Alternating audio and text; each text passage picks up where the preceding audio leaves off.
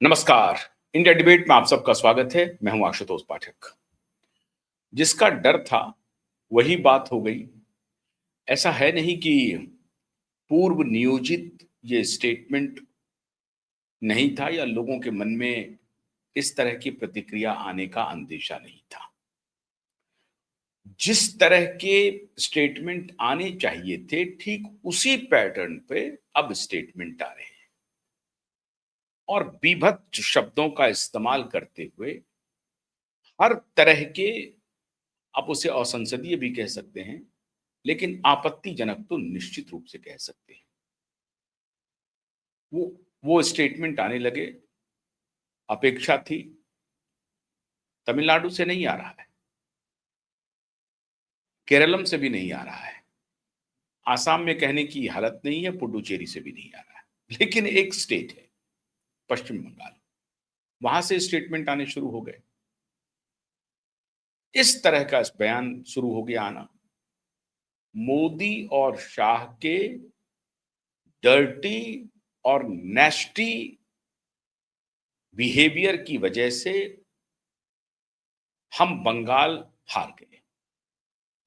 मोदी, शाह, चुनाव आयोग, supreme court, high court, सब ने मिलकर के हमें चुनाव हरा दिया। लबोलुआब यही है। कुछ दिन पहले ममता बनर्जी ने, जो अपनी वर्तमान मुख्यमंत्री हैं, मतलब अब इस्तीफा दे ही देंगी, अब वो मुख्यमंत्री नहीं है ऐसे मान के चलिए आप। तो मुख्यमंत्री ममता बनर्जी जो पूर्व मुख्यमंत्री अब होने वाली हैं, उन्होंने कहा कि हम इसलिए चुनाव हारे क्योंकि हमारे खिलाफ में सुप्रीम कोर्ट, हमारे खिलाफ में हाई कोर्ट, हमारे खिलाफ में चुनाव आयोग और हमारे खिलाफ में मोदी और शाह का डर्टी पिक्चर है, डर्टी गेम है, नेस्टी गेम है, इसलिए हम चुनाव हार गए। मोदी और शाह ने हमें धक्का मारा,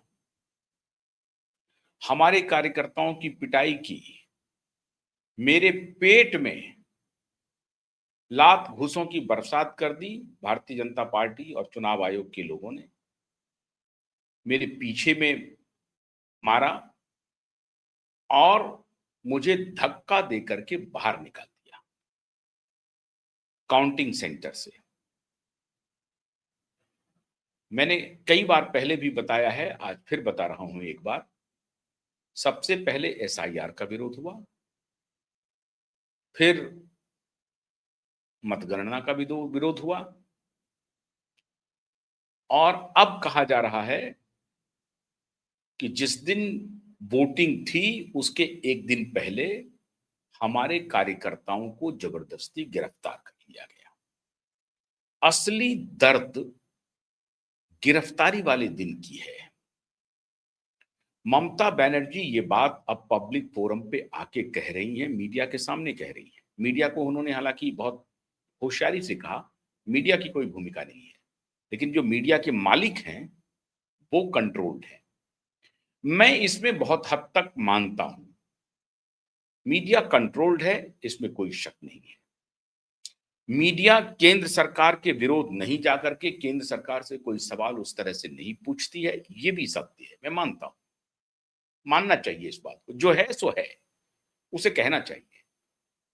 ये भी सत्य है कि एकांगी प्रचार हुआ है, ये भी मानना चाहिए आपको। जितना मीडिया ने मोदी, शाह या भारतीय जनता पार्टी के नेताओं को कवरेज दिया, उतना ममता बनर्जी को कवरेज नहीं दिया, ये बात भी मानना चाहिए। लेकिन कौन मीडिया? National media. बंगाल की मीडिया ने ममता बनर्जी को भी उतना ही कवरेज दिया जितना अमित शाह को दिया, जितना मोदी को दिया, क्षेत्रीय मीडिया ने। लेकिन केंद्रीय मीडिया ने, सेंट्रल मीडिया ने, जो बड़ी बड़ी लेगेसी मीडिया है, बड़े सैटेलाइट चैनल्स हैं, इसमें कोई शक नहीं है कि नरेंद्र मोदी को, अमित शाह को वो बड़े पैमाने पर फुटेज दे रहे हैं। ये बिल्कुल सत्य है, ये बिल्कुल असत्य ममता बनर्जी नहीं बोल रही है। सवाल ये होना चाहिए कि आप कहां गलती कर रहे हैं। चुनाव आयोग पर यह सवाल करते कि आप मीडिया को संदेश दीजिए कि जितना फुटेज वो भारतीय जनता पार्टी को दे रही है, उसी मात्रा में हमारी पार्टी को भी फुटेज दे, हमारी बात भी पार्टी की बात को रखे। जो डिबेट डिस्कशंस हैं उसमें तो इनके पार्टी के जो नुमाइंदे हैं उनको मिलती थी जगह, वो कहते थे अपनी बात। लेकिन जहां पर बात रखनी चाहिए, जो बात कहनी चाहिए, ममता बनर्जी वो नहीं कह रही हैं। ममता बनर्जी कह रही हैं कि चुनाव आयोग तो हमारे खिलाफ काम कर रही थी, अदालत हमारे खिलाफ काम कर रही थी, अमित शाह मोदी हमारे खिलाफ काम कर रहे थे। लेकिन शुभेंदु अधिकारी की प्रतिक्रिया आ रही है। शुभेंदु अधिकारी कह रहे हैं तेजस्वी यादव खत्म हो गए, ममता जी अब खत्म हो गई, उद्धव ठाकरे खत्म हो गए, स्टालिन खत्म हो गए और अब बारी है अखिलेश यादव की उत्तर प्रदेश में। वो कह रहे हैं कि पिछली बार वो खत्म हो चुके थे, इस बार जो थोड़ा बहुत बचा हुआ है इस बार वो पूरा हो जाएगा, ये शुभेंदु अधिकारी कह रहे हैं। और ये स्टेटमेंट शुभेंदु अधिकारी का ही है कि पहले इन सब चीजों का विरोध कर रही थी ममता बनर्जी, धीरे धीरे धीरे धीरे अब वो मतगणना के दिन आई है और वो कह रही है कि हमसे 100 सीट को छीन लिया है भारतीय जनता पार्टी ने और चुनाव आयोग ने। यहां तक अगर बात रहती तो बात समझ में आती है, लेकिन मोदी और शाह के डर्टी पिक्चर और नेस्टी बिहेवियर, इन शब्दों का इस्तेमाल करके ममता बनर्जी देश को नहीं दुनिया को एक संदेश देना चाहती है। और इसके लिए आगे जो ममता बनर्जी ने कहा वो बेहद खतरनाक है मित्रों। उन्होंने कहा कि सोनिया जी का मुझे फोन आया, उन्होंने कहा कि राहुल जी का मुझे फोन आया, उन्होंने कहा कि अखिलेश जी का फोन आया। अखिलेश जी तो आज ही मिलने के लिए आने वाले थे, मैंने उन्हें कहा कि आज नहीं कल आओ मिलने के लिए। उद्धव ठाकरे जी का फोन आया, हेमंत सोरेन जी का फोन आया, सबने मुझे फोन करके कहा कि हम आपके साथ हैं। मतलब आप जो आरोप लगा रही हैं उस आरोप के पहले ही राहुल गांधी ने आरोप लगा दिया कि 100 सीट छीन लिया भारतीय जनता पार्टी ने, चुनाव आयोग की मदद से, ज्ञानेश कुमार की मदद से बीजेपी ने छीना। लेकिन टीबीके ने किसकी मदद से 108 सीट छीन लिया, मैं हैरान हूं। कांग्रेस पार्टी जो यूडीएफ में अलायंस पार्टनर है, ये किस ज्ञानेश कुमार की मदद से लेफ्ट से 100 सीट से जीत छीन ली? हैरान है आप। इसी कांग्रेस पार्टी की बात, अगर छीनना ही था, ज्ञानेश कुमार को लगा करके छीनना ही था, सीट ही छीननी थी, तो केरलम भी छीन लेते या लेफ्ट पार्टी को जीतने देते। आपको क्यों जिताते? अगर राहुल गांधी से या कांग्रेस पार्टी से ज्ञानेश कुमार को इतनी ही दुश्मनी है कि किसी भी सूरत में राहुल गांधी और कांग्रेस पार्टी को पूरी तरह से नेस्तनाबूद करनी है, ये ज्ञानेश कुमार ने मान लीजिए तय कर लिया है, तो केरलम में आपकी सरकार क्यों बनवाती? कर्नाटक में आपकी सरकार क्यों बनवाती? तेलंगाना में आपकी सरकार क्यों बनवाती? हिमाचल में आपकी सरकार क्यों बनवाती? और 100 से 100 के आस 100 सीटें आपको केरलम में दिलवा देती ज्ञानेश कुमार, दिलवा देते ये। फिर भी राहुल गांधी ममता बनर्जी को वो राय दे रहे हैं जिस राय से ममता बनर्जी अपना फेस सेव कर सके, ये कह सके कि मैं हारी नहीं हूं, मुझे जनता ने नकारा नहीं है, मुझे हराया गया है और मोदी शाह के डर्टी और नेस्टी बिहेवियर ने और ज्ञानेश कुमार के डर्टी और नेस्टी बिहेवियर ने हमें हरा दिया है। मोदी शाह डर्टी बिहेवियर कर रहे हैं, नेस्टी बिहेवियर कर रहे हैं। 3 लाख सीआरपीएफ के जवान को उतार करके, आईपीएस ऑफिसर की टुकड़ी खड़ी करके हमारे खिलाफ लात, जूते, घूसे की बरसात कर दी और हमें जबरदस्ती सत्ता से बाहर कर दिया। ये नैरेटिव चला रहे हैं। हालांकि वो आज ये भी कह रही थी कि हमें डर है कि बहुत सारे कार्यकर्ता हमारा साथ छोड़ करके बीजेपी ज्वाइन करने वाले हैं, आज नहीं तो कल। डर नहीं है, सबसे अधिक डर इनको यही सता रहा है। ममता अपना बेस खो चुकी हैं, लेकिन ये ममता कबूल करने के लिए तैयार नहीं है। स्वयं ममता बनर्जी प्रेस कॉन्फ्रेंस में कह रही हैं कि हमारे कार्यकर्ता हमारा साथ छोड़ करके, एक सेक्शन ऑफ वर्कर्स हमारा साथ छोड़ करके बीजेपी में जा सकते हैं। मैंने कुछ दिन पहले ही आपको कहा था, 34 साल के शासन के बाद ममता बनर्जी सत्ता में आई तो वो जो सिंडिकेट है, जो वर्कर लेफ्ट पार्टी के लिए काम कर रहे थे, वो सारे के सारे शिफ्ट हो गए तृणमूल कांग्रेस में। आपने वही पैटर्न अपनाया। तो जो काम आपने दूसरों के साथ किया, अब वही आपके साथ वो कर रहे हैं जो आपको समर्थन देने के लिए आज से 15 साल पहले आए थे। अब वो आपका साथ छोड़ करके बीजेपी के खेमे में चले जाएंगे। इसमें कोई शक नहीं है कि एक सेक्शन ऑफ वर्कर जो है वो अपॉर्चुनिस्ट होते हैं, अवसरवादी होते हैं। लेकिन ये तो आपको पहचानना चाहिए था। आप जब तक वो आपके हित में काम करते रहे, उससे आपको फायदा होता रहा, आपने उनको एक्सप्लॉइट किया, उनको मौका दिया, उनसे लाभ उठाया।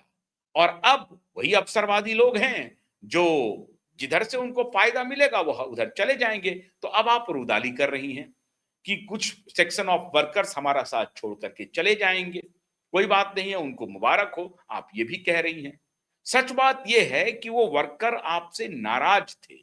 ऐसे भी लोग होंगे जो अपॉर्चुनिस्ट नहीं होंगे, वो शायद आपको सलाह मशवरा दे रहे होंगे कि सुधरिए सुधरिए सुधरिए, जनता परेशान हो रही है, देखिए इन चीजों को, पार्टी सेंट्रलाइज्ड हो रही है। अभिषेक बैनर्जी के ऊपर इतने आरोप लग रहे हैं, बहुत सारे अंदर के नेता उनसे नाराज थे। वो जिस तरह से पार्टी को परिवारवादी पार्टी के रूप में कन्वर्ट करने जा रहे थे, लोग नाराज थे, बड़े बड़े नेता नाराज थे। एक से एक बड़े बड़े नेता हैं, लेकिन वो आपके भतीजे हैं अभिषेक बैनर्जी, इसलिए उनके सामने नतमस्तक हैं। आप लोगों ने भारतीय राजनीति को हाईजैक किया, हैंडीकैप किया, और आप कह रहे हैं कि भारत में डेमोक्रेसी खतरे में है। और फिर से उन्हीं लोगों के साथ अलायंस बना रहे हैं, चूके हुए लोग, हारे हुए लोग, भ्रष्टाचारियों के कैंप तैयार कर रहे हैं। आप केजरीवाल को लेकर के ममता बनर्जी चाहती हैं कि देश में बिगुल फूकें। आप कह रही हैं अब तो I am nobody, you are nobody now, you are no more chief minister, that is why you think that you are nobody, really you are nobody. अब आप संदेशा दे रही हैं इंडिया ब्लॉक को कि आई am nobody, I am not running after any chair. I am not looking for any chair. Chair means क्या? इंडी block का chairmanship आपके लिए। भारतीय कांग्रेस पार्टी के बड़े बड़े नेता तो बैटिंग कर रहे थे। अभी दो बड़े बड़े नेता मणिशंकर अय्यर और कपिल सिब्बल जी चर्चा कर रहे थे पॉडकास्ट पे कि ममता बनर्जी को इंडिया अलायंस का चेयरमैन बना दीजिए। वो कांग्रेस पार्टी से राहुल गांधी को रफा दफा करवाना चाहते हैं। मतलब उनकी जो दावेदारी है कि इंडिया अलायंस के चेयरमैन बन जाए राहुल गांधी, तो उनको हटा करके ममता बनर्जी को दिया जाए। ममता बनर्जी फाइटिंग स्पिरिट वाली लेडी, इसमें कोई शक नहीं कि आप फाइटिंग स्पिरिट वाली लेडी हैं। आप अगर थोड़ा बहुत सुधार करके चलती तो आपका होना बहुत जरूरी है, ये भी मैं कह रहा हूं। राजनीति के लिए आप एक बहुत ही जुझारू नेत्री रही हैं, और मैं तारीफ पहले भी किया हूं, आज फिर कर रहा हूं। आप एक जुझारू नेत्री रही हैं। आप अगर अपनी कुछ कमजोरियों को ठीक कर लिए होते तो शायद आप भारत को रिप्रेजेंट कर रही होती, लेकिन आपने वो नहीं किया। आप भी अंततः परिवार में सिमट गई, अपने भतीजे को आगे बढ़ाने लगी। ठीक है, आपने अन्य नेताओं को भी आगे बढ़ने का मौका दिया, इसमें कोई शक नहीं है, लेकिन अब वो कितने अवसरवादी हैं, कितने अवसरवादी नहीं है, ये तो आपका मन जानता होगा। मैं इसमें कोई राय दे नहीं सकता। लेकिन अब आप जिनके साथ अलायंस करना चाह रहे हैं, उनको आप फिलर दे रही हैं कि अब तो हम फ्री हैं, अब हमारे पास कोई जिम्मेदारी नहीं है। ये मौका आपको 2021 में था, आपको चाहिए था, लेकिन आपने और अरविंद केजरीवाल ने मिलकर के दगा दिया, राहुल गांधी को धोखा दिया। राहुल गांधी को अगर थोड़ा भी स्मरण हो तो आज राहुल गांधी आपको फोन तो कर रहे हैं, लेकिन आप ये समझिए आपके घाव पर नमक डाल रहे हैं, मिर्च डाल रहे हैं। वो संवेदना के लिए फोन नहीं कर रहे हैं।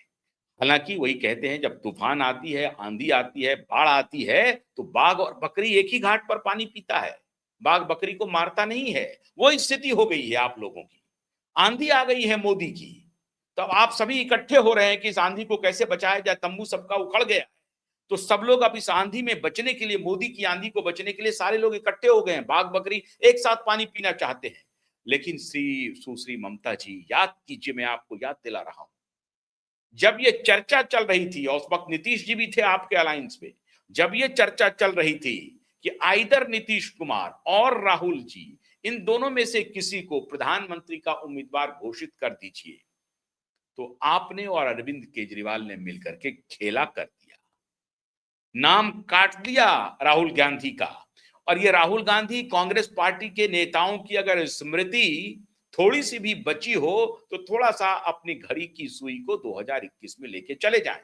आप नई नई जीत करके आई थी, 2021 में मुख्यमंत्री बनी थी और आपका एस्पिरेशन था कि राष्ट्रीय स्तर पर बात बने, और तब 2024 की तैयारी हो रही थी और आप ये कह रहे थे कि इंडिया अलायंस बड़े स्तर पर बनाया जाए। लेकिन जैसे ही नीतीश कुमार की एंट्री हुई, आपने अपने कदम पीछे कर लिए। आपको लग गया कि साहब हमारी तो इसमें बात बनेगी नहीं। और ये भी ध्यान रखिए, आप प्रधानमंत्री से मुलाकात करती हैं और उसके बाद केजरीवाल से मुलाकात करती हैं और उसके बाद एनडी ब्लॉक का मीटिंग होती है उसके बाद, और उसमें जाकर के आप प्रस्ताव पारित करती हैं, प्रस्ताव देती हैं और केजरीवाल जी समर्थन करते हैं। क्या था प्रस्ताव आपका? खड़गे जी को प्रधानमंत्री का उम्मीदवार घोषित करने का था या नहीं था? मैं गलत बोल रहा हूं या सही बोल रहा हूं, आप ही बताइए। स्मृति मेरी तो है, हो सकता है कि मेरी स्मृति कम हो गई हो, लेकिन मेरी याददाश्त कहती है कि जिस वक्त आप अरविंद केजरीवाल से मिलने के लिए गई थी फाइनल राउंड में, जो इंडी ब्लॉक की बैठक हो रही थी, उसके पहले आपने प्रधानमंत्री से मुलाकात की है। मुझे नहीं मालूम कि प्रधानमंत्री और आपके बीच में क्या बात होती है। पॉलिटिक्स बहुत क्रूर होता है। आज आप मोदी को नेस्टी और डर्टी कह रहे हैं, अमित शाह को नेस्टी और डर्टी कह रहे हैं, लेकिन जब आपको मौका था तो आपने उछाल दिया मल्लिकार्जुन खड़गे का नाम, पानी फेर दिया राहुल गांधी के अरमान पे।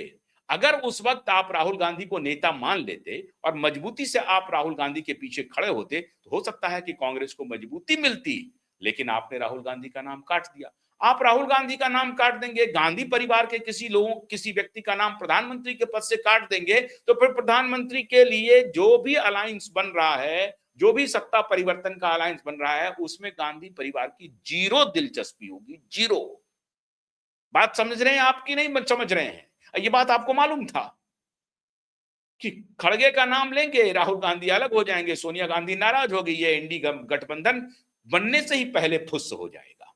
और उसके बाद नीतीश कुमार जी इंतजार करते रहे कि मेरे नाम की घोषणा हो जाए। वो तो प्रधानमंत्री के लिए भी नहीं कह रहे थे, वो तो कह रहे थे कि मुझे नेशनल कन्वेनर बना दीजिए, नेशनल कन्वेनर में रहूंगा, अपना एक सिग्निफिकेंस रहेगा।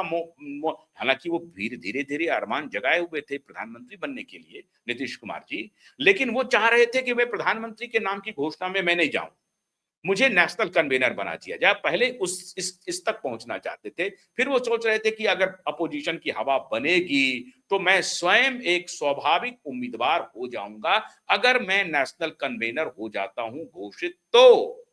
लेकिन वो भी पानी फिर गया। पहले वो बेचारा इंतजार करते रहे, उनको बड़े भाई ने उनके अरमान पर पानी फेर दिया। श्रीमान बड़े भाई, जिस बड़े भाई की दुश्मनी आज तक वो निभा रहे हैं, छोटे भाई नीतीश बाबू, और उन्होंने अब उनको पूरी तरह से फिनिश ही कर दिया। जो अरमान पर पानी फेरा था तो उन्होंने पूरे अरमान पर ही पानी फेर दिया। अब लालू जी का परिवार अब इस जन्म में मुझे नहीं लगता है उबर पाएगा। एग्जिस्ट तो करेंगे लेकिन वो उनकी ताकत नहीं रहेगी। पॉलिटिकल स्टॉक सब खत्म हो गया, बैनिश कर दिया श्रीमान नीतीश कुमार ने। तो नीतीश कुमार के अरमान पर पानी फेरा श्रीमान लालू जी ने, और राहुल गांधी के अरमान पर पानी फेरने वाले में आप और श्रीमान केजरीवाल हैं। मैं हैरान हूं, सब एक दूसरे के अरमान पर पानी फेर रहे हैं और फिर कह रहे हैं कि नहीं, I am not running after any chair, I am nobody now, you are nobody now, it is very much evident, you don't have to say it. आपको कहने की जरूरत नहीं है, you are nobody now. How come you are saying you are somebody? Nobody is going to believe in you कि you are somebody. इसीलिए आप यही सब प्रवचन देंगे, मोदी शाह को डर्टी, मोदी शाह को नेस्टी कहते रहिए, लेकिन थोड़ा अपनी स्मृति को करिए। अगर मैं गलत हूं तो हमें बताइए। मुझे नहीं लगता है कि मैंने जो आपके सामने दृष्टांत रखे हैं, जो तथ्य रखे हैं, उस तथ्य में जरा सी भी कोई भी बात झूठ है। ठीक इंडी ब्लॉक के मीटिंग के पहले प्रधानमंत्री से मुलाकात होती है ममता बनर्जी की, उसके बाद अरविंद केजरीवाल से, आप टाइमलाइन निकाल लीजिए, और उसके बाद इंडी ब्लॉक की बैठक होती है और वहां पर इन्होंने खड़गे जी का नाम पेश कर दिया। मैं समझता हूं कि राहुल गांधी का ही बड़प्पन है कि बावजूद इसके वो आपको फोन कर रहे हैं। राहुल गांधी बावजूद इसके आपको फोन कर रहे हैं और कह रहे हैं कि आपके साथ जो कुछ भी हुआ है मैं उसके साथ। आपके साथ कुछ भी नहीं हुआ है, वो ऊपर से फोन कर रहे हैं, मेरा आप 100% मान के चलिए। और अब आपको और कुछ नहीं है, डूबते को तिनके का सहारा। अब आप चाह रहे हैं कि अब तो आप डूब चुकी हैं, तो सॉलिडेरिटी दिखाएं, सबके साथ रहें, मिलें, क्योंकि तूफान तो चल रहा है ना। और इस तूफान को बढ़ाने में आप सबने इस यज्ञ में पूर्णाहुति एक एक करके दिया है, आहुति दिया है। श्रीमान केजरीवाल ने भी दिया है, श्रीमान राहुल जी ने भी दिया है, उद्धव ठाकरे ने भी दिया है, नीतीश कुमार ने भी दिया है, लालू जी ने भी दिया है, और आपने भी दिया है। हाँ, एक बात जरूर है, अखिलेश यादव आपके साथ कंसिस्टेंटली बने हुए हैं। उस वक्त भी आपके साथ थे, आज भी आपके साथ है, आज भी आपके साथ है। लेकिन आपने जो खेल किया था राहुल गांधी के साथ, और लालू जी ने खेल किया था नीतीश कुमार के साथ, वो दुनिया भूल ही रही है। इसलिए इस इंडी ब्लॉक का जो सपना आप संजो रहे हैं, ये हो सकता है कि नरेंद्र मोदी कुछ ब्लंडर कर दे आने वाले दिनों में, और लोगों में नरेंद्र मोदी के खिलाफ एक गुस्सा हो जाए, जिसकी संभावना थोड़ी कम लग रही है, कम लग रही है। क्योंकि नरेंद्र मोदी और अमित शाह पीपुल्स लीडर है, उनको मालूम है कि जनता कहां नाराज हो रही है। ये बिल्कुल गलतफहमी हटा लीजिए कि नरेंद्र मोदी और अमित शाह डिक्टेटर होंगे। इस देश को डिक्टेटर नहीं चला सकता है। अगर आपको यह गलतफहमी है कि नरेंद्र मोदी और अमित शाह डिक्टेटर की भांति इस देश को चला लेंगे, गलतफहमी हटा लीजिए, हटा लीजिए।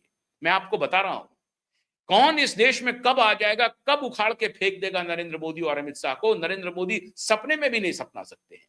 भारत का डेमोक्रेसी वाइब्रेंट है और अलाइव है पूरी तरह से। आप कोई क्रेडिबल ऑप्शन नहीं दे पा रहे हैं, तो मोदी और अमित शाह को गाली दे रहे हैं। मैं हैरान, आपके पास कोई विकल्प नहीं प्रस्तुत कर पा रहे हैं। ये सारा ये जो कुनबा है अपोजिशन का, इंडिया अलायंस का, इंडिया ब्लॉक का, मैं इंडी नहीं कहता हूं, चलिए इंडिया ब्लॉक कहता हूं। इंडिया ब्लॉक का जो अलायंस है, उसकी कौन सी साख बनी है, किस नेता की साख बची है जो अपने तई पंचायत चुनाव जीत सकती है? तोड़ फोड़ के अलावा, जातिवादी राजनीति, परिवारवादी राजनीति, इसके अलावा आपकी कोई पॉलिटिकल स्टॉक बची नहीं है जो आप पंचायत चुनाव भी अपने दम पर जीत सके। ये हालात हैं आपके नेताओं की। उद्धव ठाकरे की साख है, मिट्टी में मिल चुके हैं वो। अरविंद केजरीवाल की साख है, मिट्टी में मिल चुके हैं वो। थोड़ी बहुत अगर बची हुई है ले दे करके तो कांग्रेस पार्टी की भी है, लेकिन कांग्रेस पार्टी अब वो पता नहीं किस रास्ते पर चल पड़ी है। अब उनको समझ में आ रहा होगा कि पेरियार का पॉलिटिक्स ध्वस्त हो गया। सनातन को आप गाली दे रहे थे, आप कह रहे थे कि डेंगू है, एड्स है, सनातन तो एड्स है, सनातन तो डेंगू है, उसको जड़ से खत्म कर देंगे। उदय स्टालिन कहां हैं आप? नाम लेने वाला नहीं मिलेगा आने वाले दिनों में। मैं आपको दावे के साथ कहता हूं, क्योंकि दो फोर्स इमर्ज कर गया। अब तो टीवीके है, इधर से एआईएडीएमके के साथ भारतीय जनता पार्टी है। भारतीय जनता पार्टी अपना टेंटिकल्स अब दक्षिण के स्टेट में, खासतौर से तमिलनाडु और केरलम में बढ़ाएगी। तो ये अपने स्टेट को आगे लेकर के जाएगी। देश भर में अब कहां गंगोत्री से गंगा सागर तक केसरिया लहरा रहा है। आप किधर जा रहे हैं? ऑलमोस्ट 80% पे केसरिया राज कर रहा है। लेकिन इसका मतलब यह नहीं है कि ये 80% जीरो में नहीं तब्दील हो सकता। ये भारत है, कुछ भी हो सकता है। जब इंदिरा नहीं रही यहां पर, जब नेहरू नहीं रहे यहां पर, जब राजीव नहीं रहे यहां पर, तो कुछ भी हो सकता है। मांडाधीश नहीं रहे, राजा विश्वनाथ प्रताप सिंह आए और कब निकल गए पता नहीं चला लोगों को। तूफान की तरह आए थे राजा मांडाधीश, विश्वनाथ बाबू, लेकिन कहां चले गए पता नहीं। विश्वनाथ बाबू की तो मृत्यु हुई, उनका कोई डेथ एनिवर्सरी भी नहीं कोई मनाता है, याद तक नहीं है। ये देश है ये। इस देश को आप हल्के में मत लीजिए, ये गलतफहमी मत फैलाइए, जनमानस में ये मत फैलाइए कि मोदी और शाह डिक्टेटर हो गए। मोदी और शाह कोई डिक्टेटर नहीं हुए हैं। मोदी और शाह चुनावी प्रक्रिया से जीत करके जहां बैठे हैं, जनता ने उन्हें चुना है। ये गुमराह मत कीजिए, जनता ने उन्हें चुना है। हाँ, ये बात सही है, सत्ता में रहने का कुछ वो हनन कर रहे हैं, मैं भी मान, उस पर आप करिए, उस पर टिप्पणी करिए। आप कहिए ना कि 10,000 रुपए जो ट्रांसफर हुए हैं बिहार में, चुनाव आयोग को उस पर सवाल ही नहीं कर रहे हैं आप। नहीं कर रहे हैं, क्यों? कैसे करेंगे आप? दामन में दाग है। आप भी वही करते हैं, कांग्रेस भी वही करती है, केजरीवाल तो वही करके सत्ता में रही 2-3 बार। कौन पूछेगा सवाल? तो जो जो व्यवस्था मूलक सवाल है, जो सही सवाल है, जो मोदी और शाह से पूछना चाहिए, उसे पूछने की हिम्मत नहीं है, साख नहीं बची है। तो जनता को कह रहे हैं, जनता दोषी हो गई, मोदी शाह दोषी हो गए। मोदी शाह तो आप लोग जब तक रहेंगे, मोदी शाह तो मुझे लगता है चिरकाल तक रहेंगे। आप जैसा अपोजिशन जब तक रहेगा, मोदी शाह चिरकाल तक रहेंगे। जब तक अपोजिशन क्रेडिबल नहीं होगा, साखपूर्ण राजनीति करने वाला चरित्र सामने नहीं होगा, मोदी और शाह अजेय रहेंगे। उनका डर्टी नहीं, उनका नेस्टी नहीं, उनका अजेय पिक्चर आपके सामने आते रहेगा। अभी भी वक्त है अपोजिशन के नेताओं में कि वो आत्ममंथन करे, आत्मचिंतन करे, अनर्गल प्रलाप से बचें। अभी भी आप ज्ञानेश कुमार को दोषी ठहराने पर लगे हुए हैं, केंद्रीय एजेंसियों को दोषी ठहराने पर लगे हुए हैं। उसी ज्ञानेश कुमार ने तमिलनाडु में चुनाव करवाया, उसी ज्ञानेश कुमार ने केरलम में चुनाव करवाया, उसी ज्ञानेश कुमार ने पुडुचेरी में ज्ञानेश चुनाव करवाया, उसी ज्ञानेश कुमार ने आसाम में चुनाव करवाया। फिर भी वही बात, जब एग्जिट पोल आया तो आपने कहा बीजेपी का एग्जिट पोल है। चलिए, हमने मान लिया कि बीजेपी का एग्जिट पोल है, बिल्कुल ठीक बात है। सारी झूठे मान लीजिए कि बीजेपी जो एग्जिट पोल था वो झूठी बातें कह रही थी, करती भी है। ये सर्वविदित है, जनता भी जान गई है, इसे आपको बताने की जरूरत नहीं है, जनता जान गई है। एग्जिट पोल वाले पैसे लेकर के एग्जिट करते हैं, ये होता है, ये बात ये जनता जानती है। लेकिन सारे एग्जिट पोल वाले पैसे लेकर के करते हैं, प्रोफेशनल फीस लेते होंगे, वो सही बात है। लेकिन कुछ एग्जिट पोल वाले सही सही एग्जिट पोल भी करते हैं, ऐसा नहीं है। एग्जिट पोल एक विधा है, इसे नकारिए मत, वो फेल हो सकता है, वो फेल हो सकता है, मैं मानता हूं। स्टैटिस्टिकल एरर हो सकते हैं, उनके आकलन में गलती हो सकती है, या जो सैंपल साइज लिया उसमें गलती हो सकती है, कुछ फ्लॉ हो सकते हैं। लेकिन सर्वथा बिका हुआ है, सर्वथा टूटा हुआ है, बहुतायत में बिका हुआ है, बात मैं मानता हूं। फिर भी वहां भी कुछ क्रेडिबल लोग हैं जो काम कर रहे हैं, लेकिन वो प्रोफेशनल हैं। कोई अगर उनको पैसा देता है, क्या बुराई है? लेकिन इसका मतलब ये नहीं है कि किसी को हराने के लिए, किसी को जिताने के लिए वो खेल कर रहे होते। और आपके हाथ में तो तीन बार की सत्ता थी, क्या नहीं था आपके पास? क्या नहीं किया आपने? ममता जी, इसीलिए आज भी वक्त है कि अब आप अनर्गल प्रलाप न करके, क्या कमजोरी रही, क्या गलती रही, कहां आपसे चूक हुई, उसको ध्यान में रखिए। और ये जो एकांगी पार्टियां आप लोग बनते जा रहे हैं, फिर मैं कह रहा हूं, हिंदू विरोध की राजनीति जो आप करते जा रहे हैं, सभी एंटायर अपोजिशन, वो आपके लिए बेहद खतरनाक है। सनातन और हिंदू विरोध की बात अब करना छोड़िए, सनातनी बनिए। आप याद कीजिए, G27 या G23 जो था, उसमें गुलाम नबी आजाद थे। उनका स्टेटमेंट मुझे खूब ठीक तरीके से याद है, कहा कि कांग्रेस में कोई हिंदू नेता नहीं है, ये गुलाम नबी आजाद कह रहे थे। तो दिग्विजय बाबू रहेंगे, वो कहेंगे कि ओसामा जी और जाकिर नायक जी, तो सब मुबारक हो आपको। सोचिए, मैंने इशारा कर दिया है, अब आपके लिए सोचने का वक्त है। आरोप लगाना बंद कीजिए। मोदी को और शाह को जरूरत नहीं है नेस्टी और डर्टी कहने की। बहुत बहुत शुक्रिया। नमस्कार।